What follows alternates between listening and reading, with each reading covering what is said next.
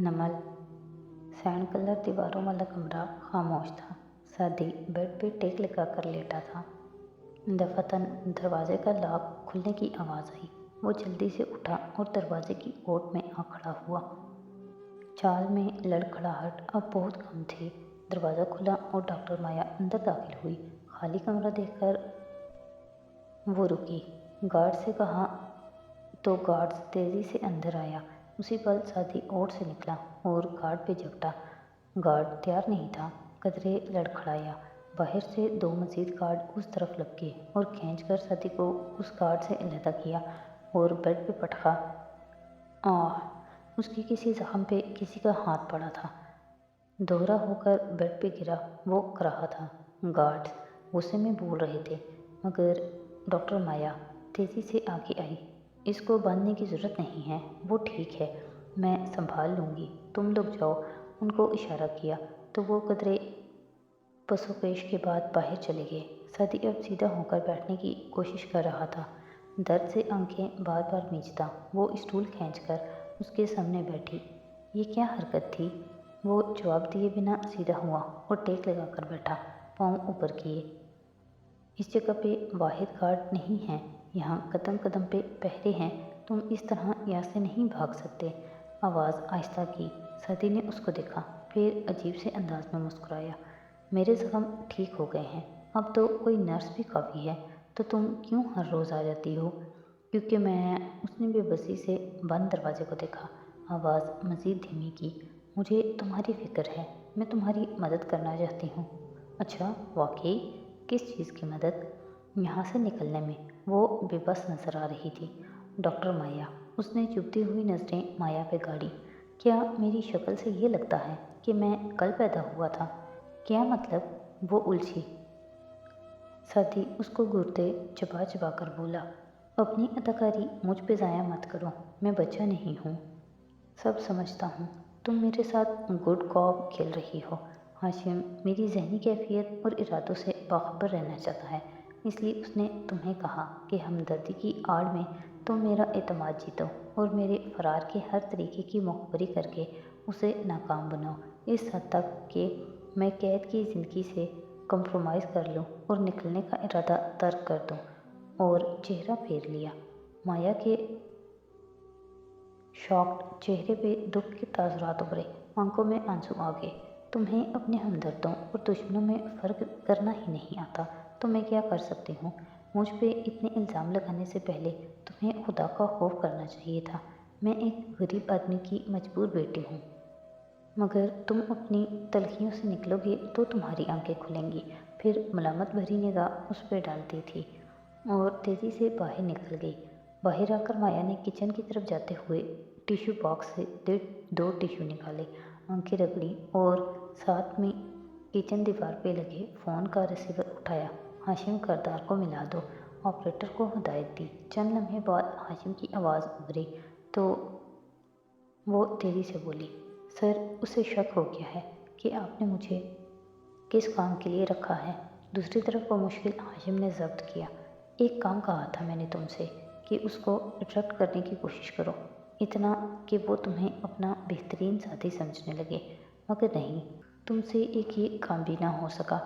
Sir मैं कोशिश कर रही हूँ, मगर वो मुझसे ज़्यादा बात नहीं करता। मैरी भी हर टाइम रोक टोक करती है। आप मेरी एनजीओ को मेरी जॉब बताकर उसे समझा दें कि ऐसा न किया करे। वो उकता कर कह रही थी। राहदारी में खड़ी मैरी ने रुककर सारी बात सुनी और फिर तेज़ी से सादी के कमरे में आई। गार्ड्स ने दरवाज़ा खोला तो उसने देखा वो बिस्तर पे नीम दराज है। मैरी ने दरवाज़ा बंद करते हुए उसे गुस्से से घूरा।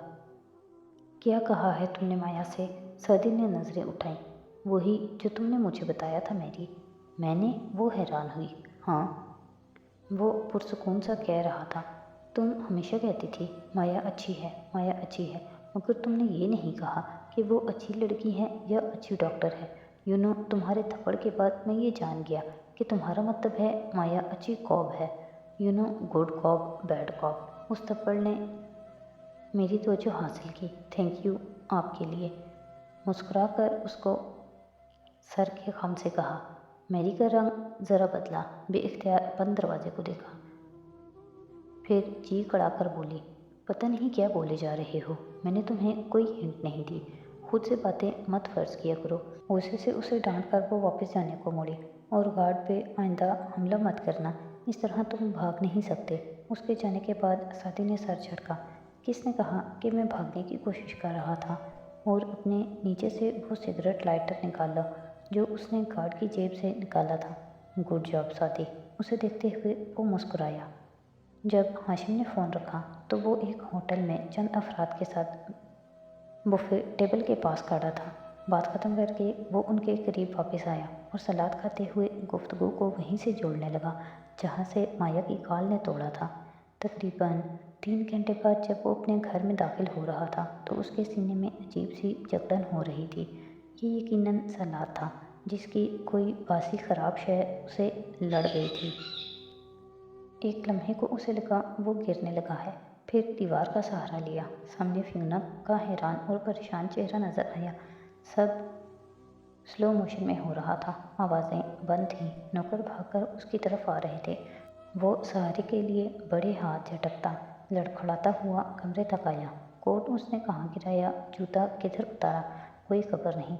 बाथरूम तक वो मुश्किल पहुंचा। वॉश बेसिन पे हाथ रखे झुका। बेहद तकलीफ ज़दा सी कह आई। फिर पानी मुंह पे फेंका। चेहरा उठाकर आईने में देखा तो रंग निचड़ा हुआ और आंखें नढाल लगती थी। आगे उसे ठीक से याद नहीं। कब कह आई, कब बेड पे लेटा, कब उसने जवाहरात और डॉक्टर को अपने सर पे खड़े बात करते सुना।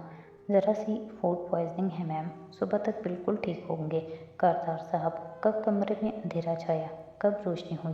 वो सोती जागती कैफियत में बिस्तर पे नढाल लेटा रहा। मतली ही सी कैफियत से उसकी आँख खुली।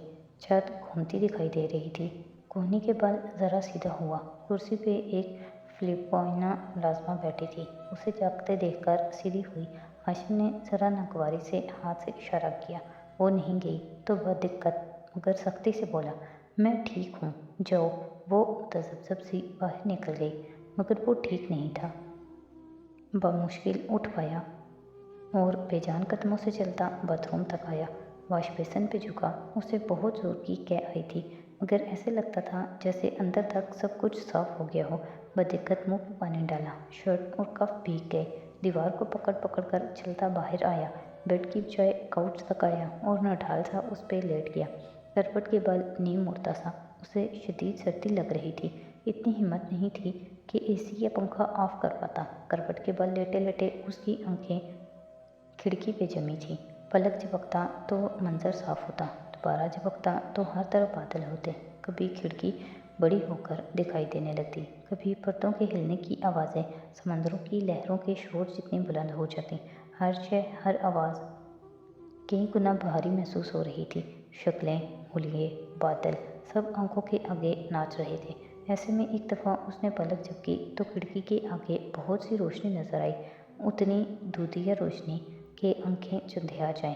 फिर उसी रोशनी में से एक हुलिया सा उभरने लगा।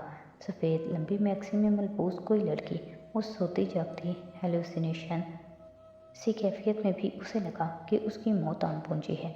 वो मरने वाला है और वो मलकुल मौत का अक्स है जो उसकी रूह लेने आया है। उसने धुंधली बसारत से इस वजूद को करीब आते देखा। उसकी मैक्सी पाँव तक आती थी और सीने पे बंधे हाथों में गुलदस्ता था, सुर्ख गुलाबों का। उसने आंखें उठाकर ऊपर देखना चाहा। धुंधला सा मंजर नजर आया। उसके चेहरे के गिर्द सुर्ख रेशमी स्टॉल लपेटा था जो कंधों में इकट्ठा होकर सामने अंग्रेजी हर्फ यू की तरह गिरता था। हाशिम ने नीम गनुदा से अंदाज में पलकें झपकी। वो करीब आई। दूध मलाई सा चेहरा, क्रिस्टल जैसी ग्रे आंखें और सुर्ख होंठों पे हमदर्दी भरी मुस्कुराहट।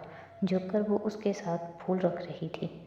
Gate well soon grim reaper, जल्द सेहतयाब हो मौत के फरिश्ते। मुस्कुराकर सरगोशी की। वो बोल नहीं सका। उन्हीं अध खुली आंखों से उसे देखता रहा।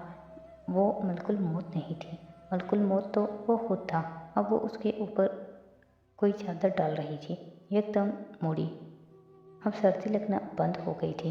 हाशिम की पलकें भारी होकर गिर गईं। वो मुश्किल खुली तो कमरे में रोशनी वैसी ही थी मगर वो गायब थी। उसका दिमाग नींद में डूबा लगता था। जाने कितनी देर बाद उसकी आंख खुली। वो आहिस्ता से उठ बैठा। कमरे में शाम की नीलाहटें थीं, बत्तियां बुझी थीं। वो पसीने में शराबूर था, बुखार ठंडा था और हवास बेहतर थे। उठते साथ ही उसने इधर उधर देखा। न जाने उसके ऊपर चादर थी, न फूल साथ रखे थे। हाशिम ने बेहद कुर्ब से आंखें मींची। एक ऐसी सलात उसे इतना बीमार कर दिया कि वो बुरी तरह हेलुसिनेट करने लगे। ऐसा तख़य्युल, ऐसा ख्वाब। सर झटक कर वो उठा और बाथरूम की तरफ चला गया। चंद मिनट बाद निकला तो नहाकर टी शर्ट और ट्राउज़र में मलबूस था। थकान अभी तक चेहरे पे वाज़ह थी। सुस्त कदमी से चलता बाहर आया। लाउंज रोशन था। जवाहिरात सोफे पे बैठी चाय पी रही थी। उसे देखकर फिक्रमंदी से कप रखा। तुम्हें अभी आराम करना चाहिए। आप कैसे हो? बेहतर। वो उसके साथ सोफे पे आ बैठा और पाँव मेज़ पे रख लिए, आंखें मूंद ली। क्या खा लिया था? इतने बीमार लग रहे हो। शेरू और मैं बहुत परेशान थे। उसको बेहतर देखकर भी जवाहिरात की तसल्ली नहीं हो रही थी। हाशिम ने आंखें खोली और छत को तकने लगा। मैंने एक खूबसूरत ख्वाब देखा। अच्छा, वो नरमी से मुस्कुराई। किसको देखा? अब वो सोफे पे आधी मुड़कर उसे देख रही थी कोई। जवाहिरात ने गहरी सांस ली। उसे कॉल कर लो, डिनर पे बुला लो। कितने अरसे से तुमने उससे बात नहीं की? हाशिम ने आंखें बंद कर लीं। मैं मसरूफ़ था, अब भी हूँ। फिर सीधा हुआ तो देखा जवाहिरात उसी तरह उसे देख रही थी। नहीं मम्मी, हम इस बारे में बात नहीं करने लगे। वो मुझसे बहुत छोटी है, इनोसेंट है। मैं नहीं चाहता उसे कभी मेरे बारे में वो सब मालूम हो, वो गुनाह जो मैंने किए हैं। वारिस, जरताशा, वो सब। उसने सर झटका। किसी को कभी इल्म नहीं होगा। Move on Hashim. उसने खफगी से टोका और कप उठा लिया। हाशिम उठ गया। मैं थकन महसूस कर रहा हूँ, थोड़ी देर लेटता हूँ। जवाहिरात खामोश रही, जानती थी वो मौजू से बचना चाह रहा है। वो कमरे में आया तो फ्यूना साथ ही थी। फ्यूना, मुझे कॉफ़ी ला दो, लाइट जलाते हुए उसने कहा, फिर रुका। मेरा लैपटॉप कहाँ है? सर सॉरी, मगर आपको कॉफ़ी नहीं मिल सकती। आपका लैपटॉप और ब्रीफकेस भी मिसेस कारदार के कमरे में रख दिया है मैंने। अगले 2 दिन आपको डॉक्टर की तजवीज़ करदा डाइट प्लान पे चलना होगा। कोई काम नहीं, सिर्फ रेस्ट। तुम अभी और इसी वक्त अपनी नौकरी से फारिग हो। फियोना ने मुस्कुराहट दबाई। थैंक यू सर, मगर आपको अपनी चीज़ों में से कुछ भी नहीं मिल सकता सिवाय आपके सेल फ़ोन के। साइड टेबल पे धरे फ़ोन की तरफ इशारा किया। अभी जूस लाती हूँ और परहेज़ दिखाना, मुस्तैदी से कहती वो एड़ियों पे घूमी। हाशिम मुस्कुराकर कदम कदम चलता बेड तक आया। और हाँ सर, वो जैसे कुछ याद करके वापस घूमी। मैंने फूल इधर रख दिए थे। आतिशदान की तरफ इशारा किया तो हाशिम ने चौंक कर देखा।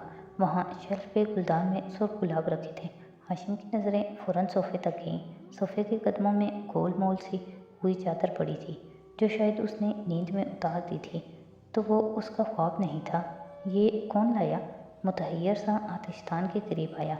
सर, किसी लड़की ने सुबह आपके लिए कॉल की थी। मैंने बताया आप बीमार हैं, तो वो दोपहर में आई। नाम नहीं बताया, मगर नौशरवान साहब उसको जानते थे। मिसेस कारदार उस वक्त घर पे नहीं थी। मैंने उसे आने दिया आपको देखकर, और ये फूल रख कर वो चली गई। तुम दूसरी दफ़ा अपनी नौकरी से फारिग हो फ्यूना, खफगी से कहता वो फूलों तक आया और अंदर लगा कार्ड निकाला।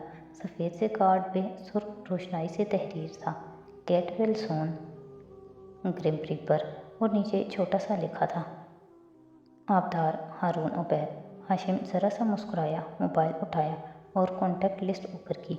एक नाम पे रुका, रेड राइडिंग हुड। पहले कॉल का बटन दबाया, फिर कॉल काटी और मैसेज लिखा, थैंक्स आबी। बाहर सीढ़ियाँ उतरती फ्यूना साथ से गुजरते शेरू को देख कर रुकी। सर, दोपहर में जो लड़की आई थी हाशिम साहब के लिए, उसने अपना नाम नहीं बताया।